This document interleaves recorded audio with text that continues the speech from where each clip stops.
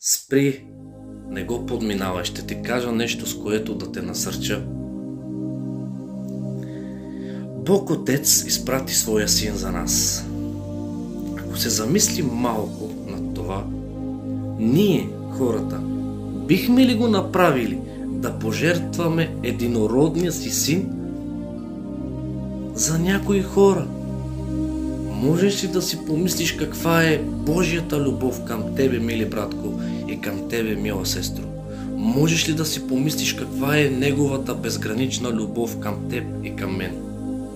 Защо толкова Бог ни обича? Знаеш ли защо толкова Господ много ни обича?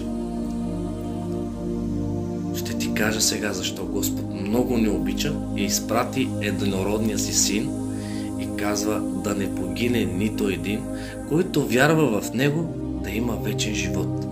Ти искаш ли да имаш вечен живот? Заради жертвата, която принесе Бог Отец за тебе, единородния си син. Даде жертва за теб и за мен.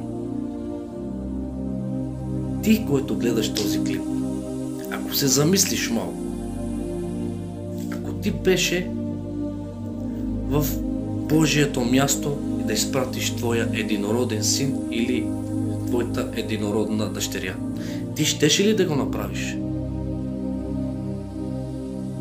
Малко трудно. Мисля, че малко трудно ще се замислим и ще кажем да, наистина прав си.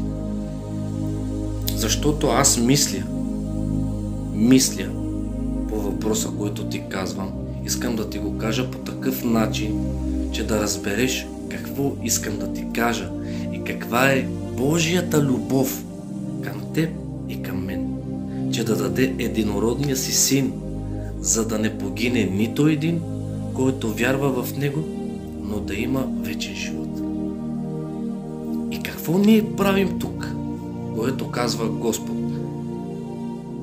Ти приемаш ли жертвата за тебе? Или пак ще продължиш по светският си път? Нали знаеш, има две пътеки. Господния път и светския път. Коя пътека ти избираш в твоя живот? Коя пътека е важна за твоя живот? Коя пътека е важна за твоето семейство? Мисли малко, коя пътека ще поемеш. Може би в началото казваш, че поемаш пътеката на Бога, но малко трудности веднага се отклоняваш към света.